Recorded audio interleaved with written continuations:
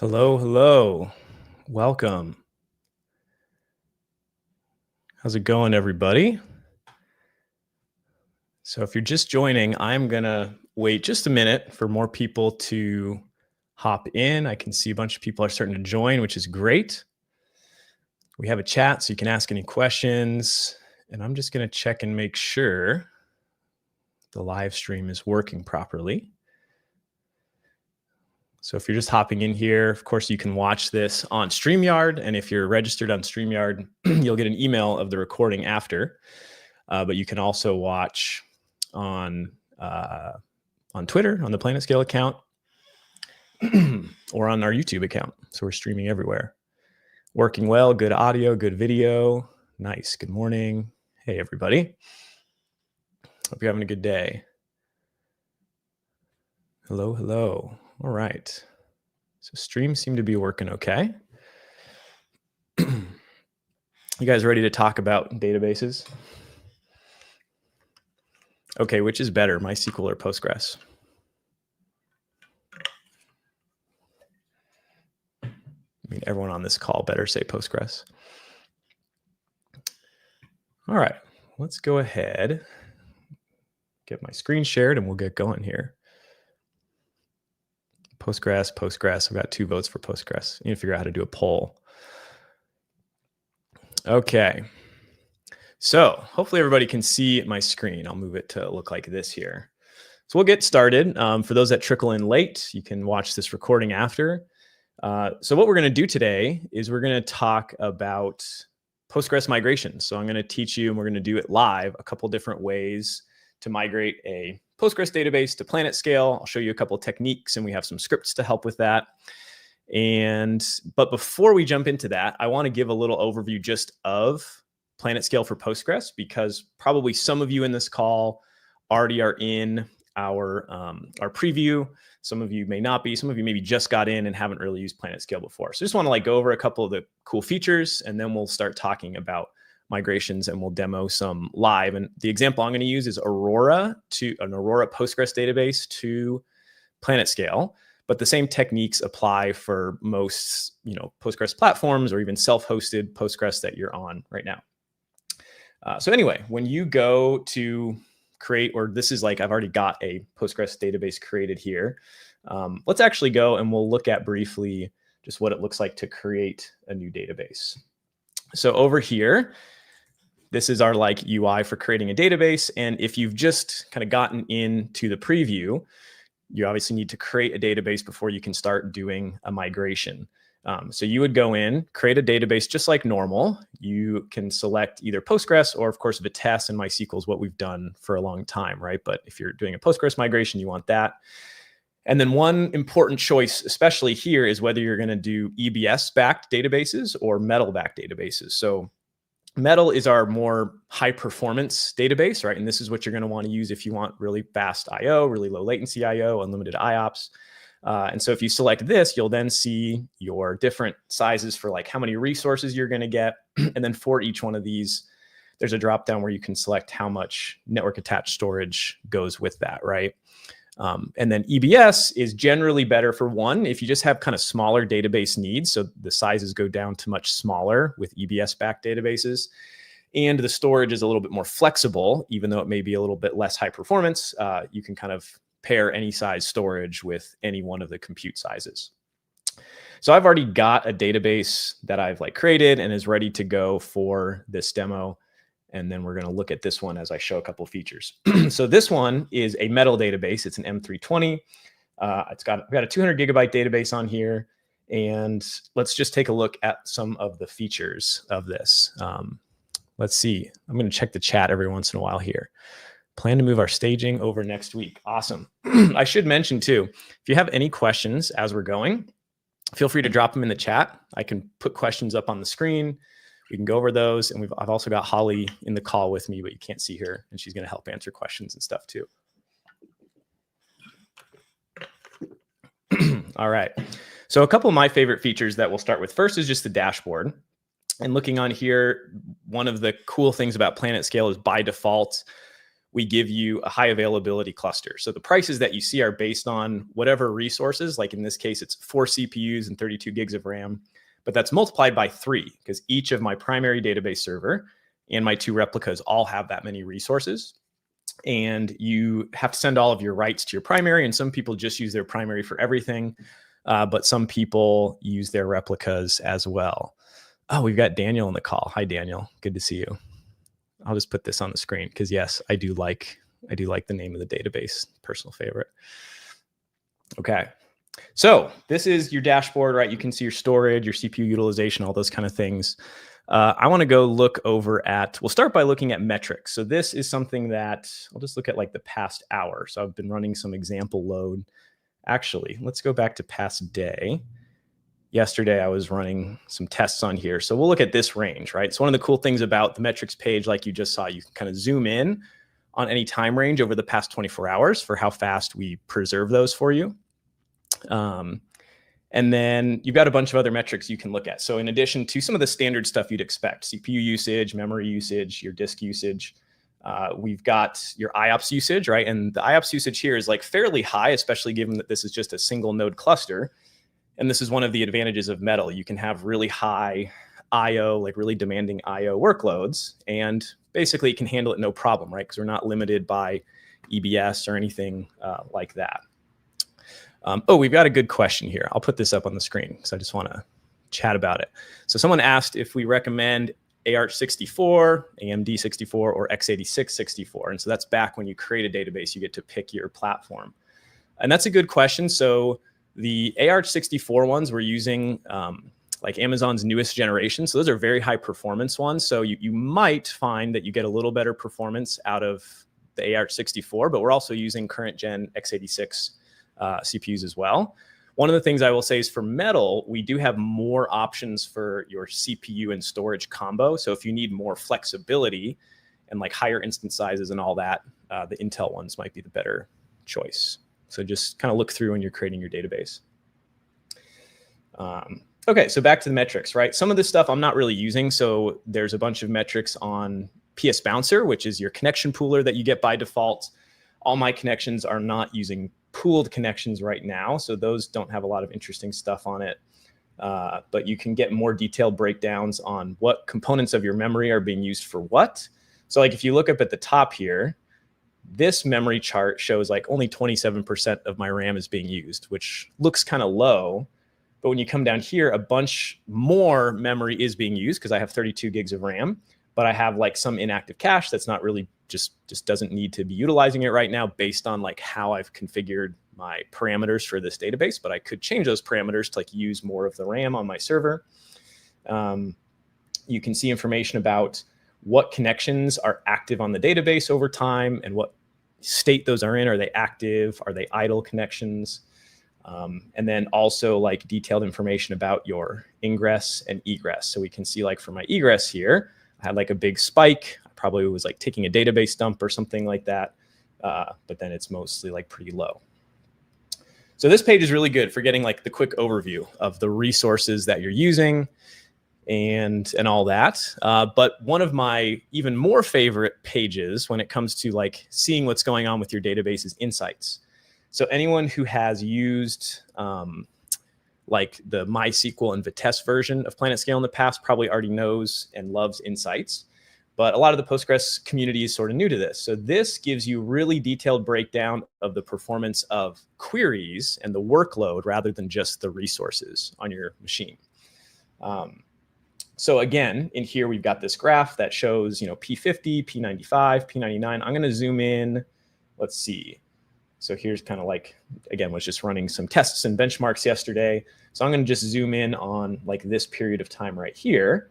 And we can see for this span of time, these were my P50s, P99s, and all that. We also recently added a max. So one of the things that you got to be careful about when you're looking at the performance of queries is like your P99, even your P99.9 is still going to be ignoring some of the slowest performing queries in your database. So we also give you the option to zoom in here and look at your max. And we can see that there's every once in a while some of these queries that run really slowly. and we could go in and drill down here and sort by P99 latency. And we see that, every once in a while, this select one, so this big table scan is running on my whole database. And so that's where these, look at the spark lines down here, that's where these big performance slowdowns are coming from, right? And so you can then click in on this particular query, and you can look at the latencies data for this specific query and see like, hey, no indexes are being used. It's obviously scanning a lot of rows, so you can get per query analytics. And this is really great for like pinpointing performance problems. And then you can go either add an index or change your queries or do whatever you need to get that performance better. So this is like a really great tool essentially for pinpointing performance issues, right? And you can look at lots of different sort of detailed things. Anomalies, which we automatically detect like anomalous slowdowns in your queries, which none were detected in this time range. You can look at errors over time. So I can look and see like during this time span here are all the errors that happened, and then I could go address those.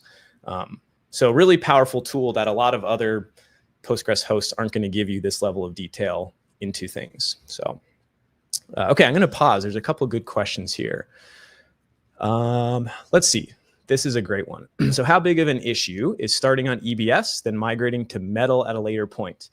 No issue at all. So I'll actually show cluster configuration. This is where you change parameters and change the size of your cluster. Right now, mine is set to an M320 with 937 gigs. And I could go and switch, oh wait, why is the drop down going up here? So I could go and switch this to like a non-metal instance. I could do a PS160 and it would set the right amount of storage. Or I could change it to a larger metal instance type. The way that you do that is you select what you want, you queue the change, and then once you're ready, you apply the change, and it will do this with no downtime. So even though we've got 3 nodes behind the scenes, it's going to actually create the new database servers, make sure all your data gets copied and replicated and caught up on those, and then handle the switchover. Same with going from non-metal to metal and back and forth. So yeah, you can switch between them with no downtime. You cannot switch easily between architectures. So you can't do like an AArch to x86 switch. And that's just because there are things that potentially would not work right at the Postgres level if you just switched your CPU type sort of on the fly like that. But as long as you stay within your architecture, yeah, any size changes are fine. So that's a really good question. There's another EBS one. Yes, and then yeah, so if you select EBS, and I've done this before too, you can do some like back and forth comparing of performance, which is pretty cool. And then we got a question about timescale. Okay, yeah, timescale extension is not supported yet. Yeah, we've had some requests for those, and we're taking all the feedback we get from our customers. We've had different requests for new extensions, and we're essentially prioritizing those based on like how many requests we get. So the more requests we get for timescale, probably the sooner we'll start supporting it. But yes, you're right, it's not there yet. All good questions. Let's see. So just a few other quick things, and then we'll get into migrations, because I know that's why most of you are here. We give you a lot of options over in cluster configuration for storage configuration, although because I'm on metal, it's a fixed size disk. But if you're on EBS, here's where you can kind of configure the minimum size, the maximum size, how many IOPS you have provisioned. Parameters, this is where you would go to change your Postgres configuration, right? So you can set your PS bouncer, which is like your connection pooler configurations there. You can set your Postgres resource usage. So these, we give you really kind of detailed control over tuning your Postgres database how you want to, although we try to give you really good defaults for the resources that you have. And you can even go and see things like in this changes tab over here, this gives me a history of all of the configuration changes or sizing changes that I've made, right? It even shows like, hey, I was going to resize it to an M640, which I showed earlier, but then I decided to cancel that, and so didn't make it. And it was going to change all these parameters along with that, but didn't change. So really great ability to like customize, tune the resources, the performance of your database. There's quite a few other things I could talk about. We have a really nice logs page for looking at what's going on in your database, checking your warnings and errors, backups, point-in-time recovery, lots of cool stuff. But pretty soon here, I want to switch over to migrations. So let's check any questions here. Event triggers, creating publications. This is a good question, so I'll put this up on the screen. So one part of the question is event triggers. I believe we either support them now or will be very soon, so stay tuned on that. And then publications, I'm going to show how to do a publication later in this stream. So very timely question. So stick around. How far back do logs, metrics, insights go? I believe metrics by default, we only maintain for 24 hours. And then insights is a week by default. And logs, I actually don't know off the top of my head how long. At the very least a day, but I don't know if we retain longer than that. I haven't looked back that far. Okay, cool. Well, let's switch gears to talking about migrations. So I'm going to put this link in the chat for anyone that wants to follow along with the guide.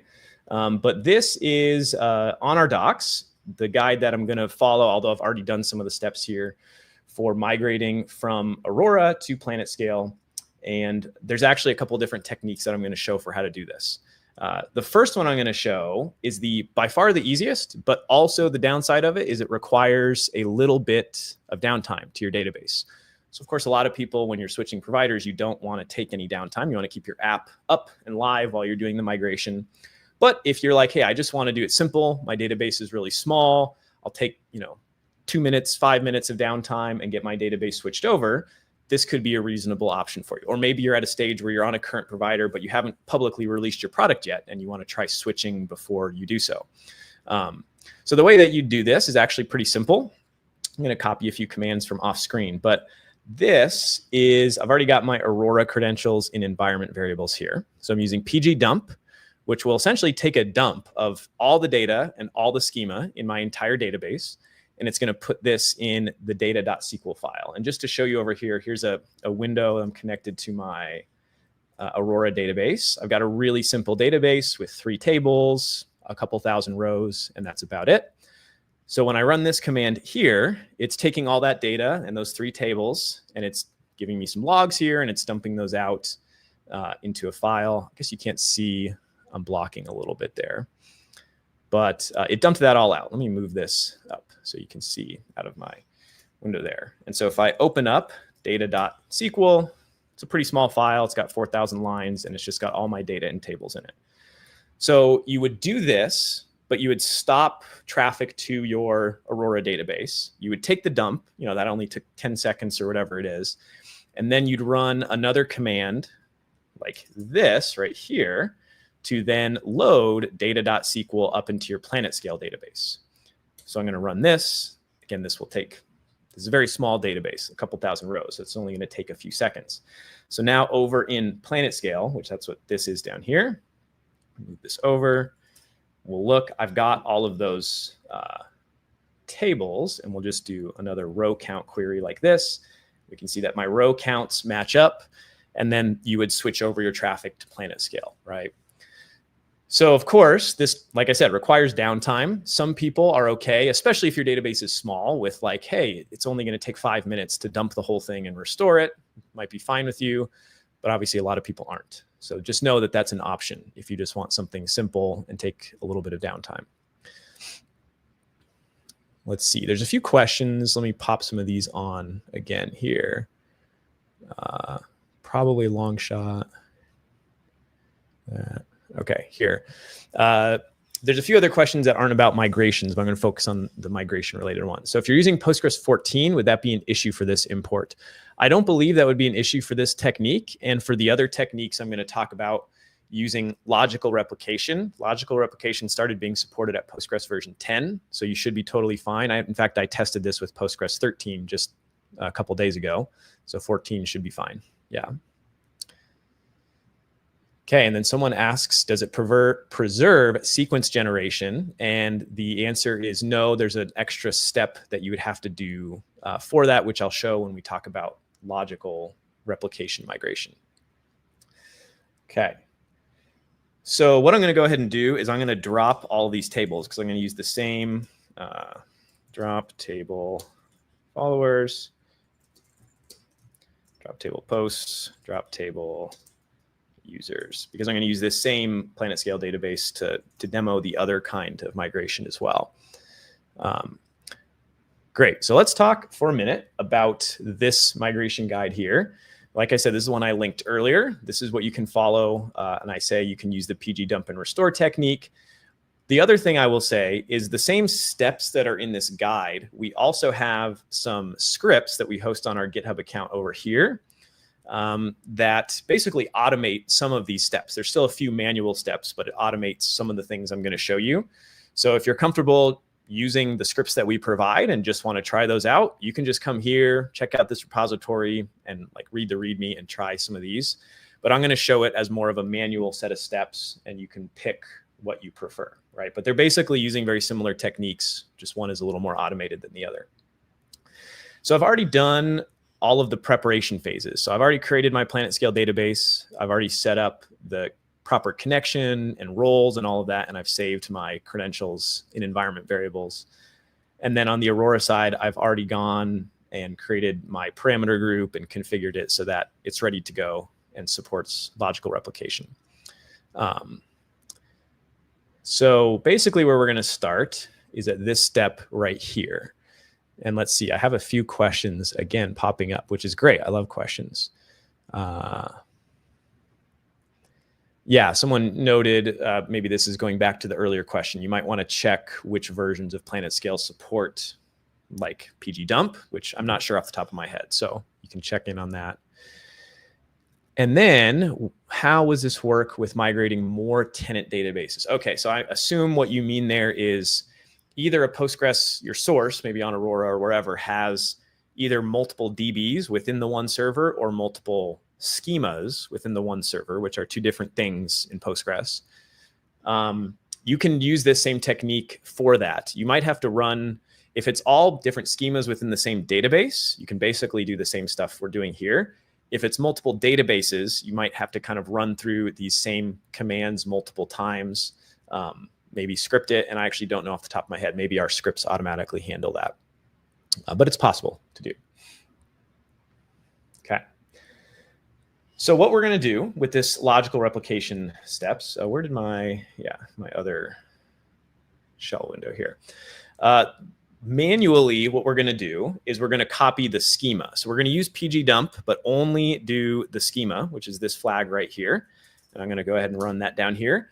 And so during this migration, you can keep your Aurora database running. You don't have to take it down or anything, but you should not make any schema changes while you're doing a migration. So I have taken a snapshot of the schema in this file here, and then I'm going to load that up into PlanetScale with no data. So again, using PSQL, it's going and creating all those tables, creating all of the indexes. And so now over on the PlanetScale side, I can see I have the tables, but there are no rows in it. And so Aurora is still my primary database at this point. That's where all my app's traffic is going to. I actually have, I'll show this later, I have a script that will simulate a little bit of traffic on this database, but you could pretend like traffic's still being sent to this Aurora one while we're talking here. So we've done that. And then someone asked earlier about creating publications. This is the way that you do that. So using logical replication, you can essentially on your Aurora database here, I'll go ahead and create this. And this is saying what I want to do is publish all of the changes that happen to any of the tables in my current database that I'm logged into here. So I've created that. I don't know if you guys can hear, there's a big airplane that just flew over. I guess we're good.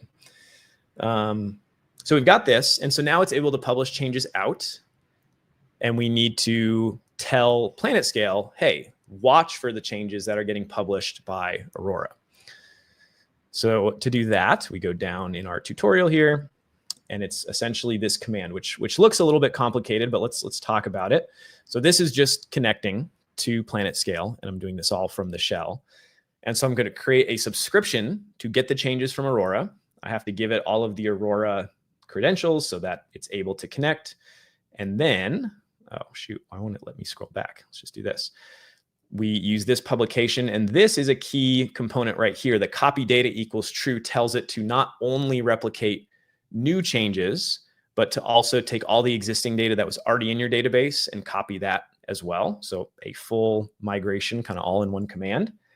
So I'm going to run that down here in this window. And it created the replication slot. It created the subscription. And so now when I go and do these table counts, you can actually see it's already starting to replicate some over, right? It just in that 1 or 2 seconds, these are small tables, right? But it copied this whole table and this whole table. And I bet by now it will have copied the other table as well. So not only has it copied the data, but essentially Postgres on PlanetScale is listening for any changes that might happen over on Aurora. And we'll test that out here by doing the following. So I've got a script in here to generate load. So this is going to send, I guess you can't see that, huh? It's going to generate some fake load on Aurora, and we'll see that it copies everything over. So generate load on Aurora, we'll run this. And so I'll kind of make that smaller. Over here on Aurora, we can see it's really just doing some selects and then some inserts on the posts table. So this posts table is growing. We've inserted a couple rows in it. And all of those changes are getting replicated over to PlanetScale, right? As rows get inserted here, within milliseconds, those get sent over to PlanetScale as well. And so this is, again, simulating like Aurora is still your primary database. All those changes are getting replicated over to PlanetScale. But one of the key things to note here is sequences. So all this replication is great, but it unfortunately doesn't automatically replicate your sequences, which are used for things like auto-incrementing IDs and all that. So to look over in Aurora, we can use this query to see we have these 3 sequences that are used for auto-incrementing my IDs, and these are their next values. But if I run that same thing over here, they're not in sync. So if I tried to switch over right now, I would get some issues with writing to PlanetScale because it's going to not be able to generate the correct IDs for my unique like primary key ID columns. So the way to fix that is actually a pretty simple workaround. Again, if you're doing this with our scripts, we have a script that helps automate this whole syncing your sequences part. But if you're doing it manually, what you would want to do is over on Aurora, you could run this query, which gets all of your sequences, and then it essentially pushes them forward by 10,000 values just to give you some buffer between your source database and your target. And you can customize that as you need to. And then I'm going to take these queries and just copy them over here. And so now all of my my IDs here, my sequences have a good next value that they can start getting unique primary keys from. And so those are now set. So now as I go back to this script, which finished, I'll run the load script again. We can see that the next values here are changing for this, but they're also going to, let's see, are they changing over here? Oh, no, I see, because we're just grabbing the same IDs that were given over there. But once we start sending traffic to PlanetScale, those will grow as well. Okay. Cool. Oh, I see we got Chris in here answering questions too. Hi, Chris. Wow, we got 452 people. This is cool. Let me look here. Very nice, very nice. Okay. So let's finish the migration. So the last step is preparing to cut over. And one of the ways, if you want to be sure, like you can just look at row counts, right? To check, hey, does everything look like it's migrated, right? You compare your row counts there with your row counts here. But one of the ways that you can actually be sure that the row counts like match up, let's see, is this script done? Yeah. Is you go and you look at your log sequence number over on Aurora, and then over here on the PlanetScale side, you use this query to find the corresponding log sequence number, and it's actually a little bit ahead. I think in this case, the log sequences also change if there's background operations happening, like if there's an auto vacuum taking place, it will change these log sequence numbers. But this is something you can use to monitor. Is PlanetScale, if they're exactly the same, that means they're exactly caught up, or are they at least within your close margin? One of the things you can do to be absolutely sure is you would stop traffic to Aurora for a couple of seconds, make sure that PlanetScale is caught up with at least the log sequence number on Aurora, and then do the switchover. So it may be a few seconds of downtime, but even for a very, very large database, that might be acceptable for you, especially if it's like in the middle of the night or sometime where you don't have a lot of traffic to your applications. So once you do that, you basically just decide, hey, now you coordinate this on your application side. I'm going to switch traffic over to the app, on the app to PlanetScale and any of the other things you have connecting to the database. And then you are now using PlanetScale, right? So to like show that, we'll go back over here and I'll just run this. Let's see, generate load, but we'll run it on the PlanetScale database. So I'm going to send traffic to PlanetScale instead. So we do this here. It's sending that traffic. We'll look at our row counts. So the row count for the post table, just a little bit, right? It's not a lot of traffic, but it's increasing. And over back on Aurora, it's not, because we've switched over, right? We're using PlanetScale as our primary now. So this is a phase before you do that switch over. This is a phase where you want to spend some time to make sure everything's going to work right on PlanetScale, right? Test performance, test to make sure all your queries still, hopefully perform better if you're on Metal especially, but perform acceptably. You can use insights to track everything that's going on. And then once you are confident, like, yes, everything's working right. Once I do this cut over to PlanetScale, it's going to succeed. Then you can do this cut over. But you still may want to like keep your old database around for a little while, just in case you realize you forgot to like publish certain tables, or maybe you had multiple databases and you only migrated one of them, or if anything goes wrong, right, you can keep that one around behind the scenes. So let's see, there's a question here. Aurora. Okay, yeah. So I'll put this question up. I think Chris answered it as well. But yeah, so on PlanetScale with Postgres, you can have one single server, but have as many database instances on that server as you want. That is a little bit different if you're coming from Vitesse.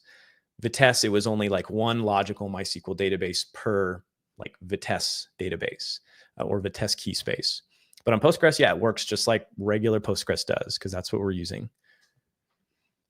And yes, we have customers doing that pretty heavily today.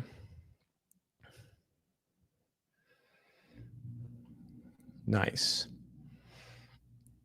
So anyway, like at this point, we basically migrated a database, right? And this is advertised as a no downtime way to migrate. Technically, there might be a very short window, right, of a couple seconds or a minute during this phase where you're validating that the logs are all caught up and you're redeploying your application with the new credentials, but a very, very minimal window of downtime for this.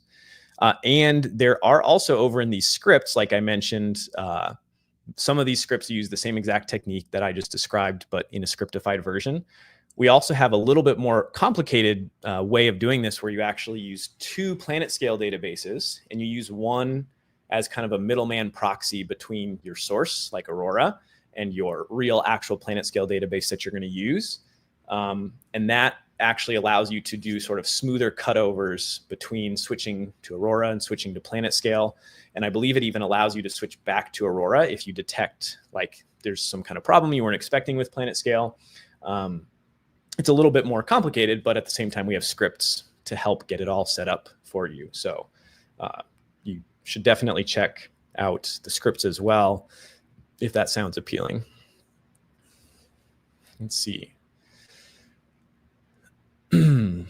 Let's look, a few questions here. So is having a minimum of 2 replicas a hard cap?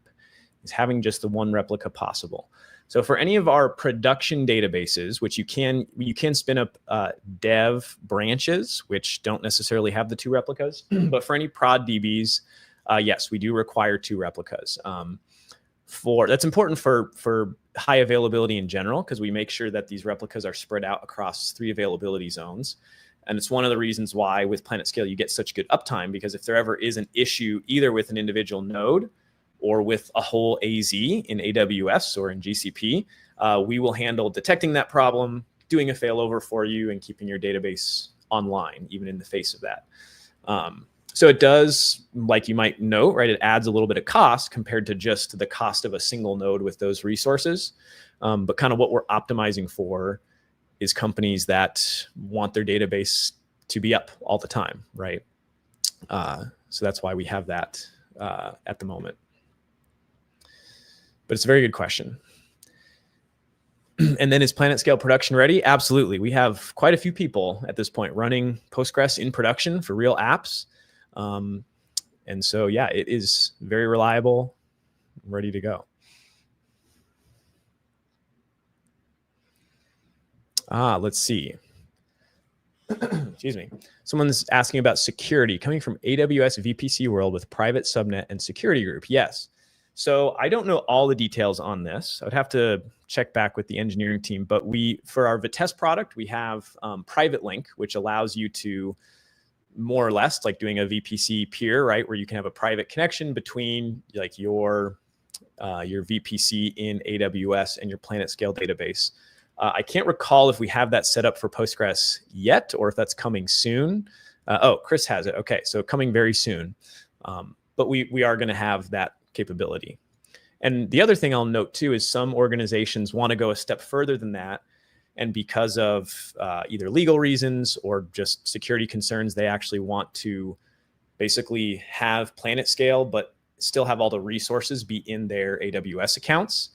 Maybe that's for cost reasons, maybe that's for security reasons, maybe that's both. And so we can do managed installations as well, where we install PlanetScale into your AWS account. So all of the underlying like EC2 instances and everything go on your account, and then but you still use PlanetScale, the app, to manage your clusters. So that's another option.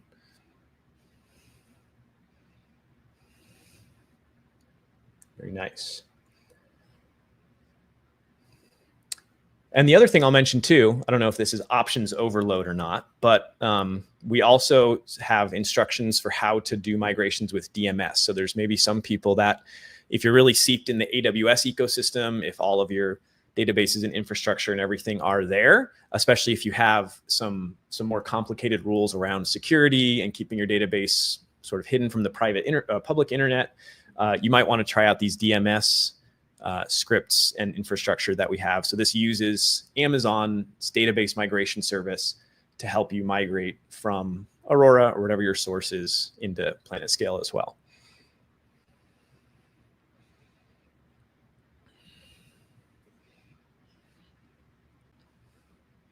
Okay. What else do you guys want to know about PlanetScale? That's most of what I wanted to talk about. Showed the two ways of migrating, and then also just gave you a little overview of the scripts and DMS.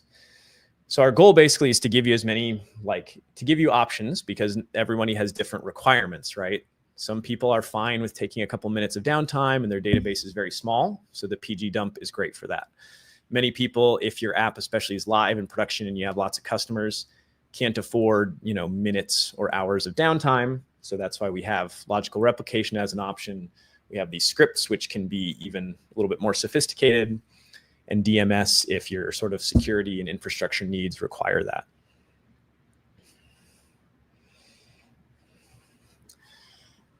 Okay, let's see. Let's look at, great question here. Is the encryption key managed by us? I do not believe so. Or I know it's not if you are on multi-tenant. I'm not sure about what we do when we install it into your account, if we allow you to manage that or not. But backups are encrypted.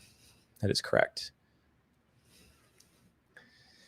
And then Jonas has a question about sharding. So sharding for different regions possible currently. So sharding, we have full support for that on Vitesse. So if you want to go Vitesse MySQL, which is a very powerful, very proven product, like lots of very large organizations are running on PlanetScale Vitesse right now, you can do sharding. We even have customers that are set up with cross-region, ability to do cross-region failovers and redundancy and all of that.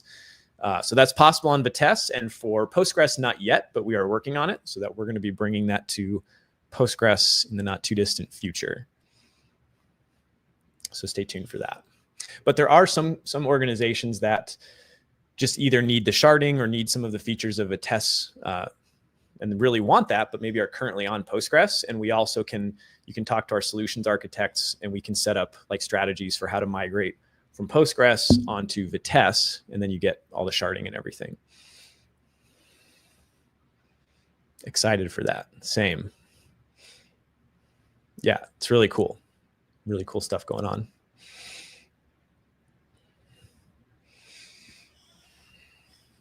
All righty. What can I tell us about Kiro? I would have to know what Kiro is first.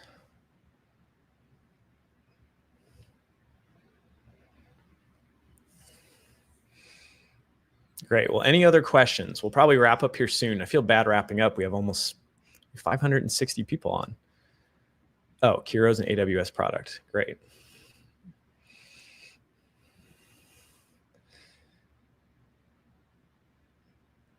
Ah, okay. Yes, Niki. So yeah, this is started Postgres. Oops, I put the wrong thing up. I keep clicking the wrong one because people keep chatting. Yes. So yeah, I can't say a lot about it at the moment. Can't say too much publicly, but things look very good. And we have, I believe it's niki.dev. You can go to sign up if you're really interested in updates, kind of hearing when things start to become ready for private customer use. Definitely sign up there. Email us, tell us about your workload. It's going to be very cool. Will the recording be available? Yes. So if you signed up on StreamYard, you'll get an email with the recording after the call. And I believe also Twitter will just save the recording and YouTube will save the recording. So I think it'll be available everywhere where you're watching it.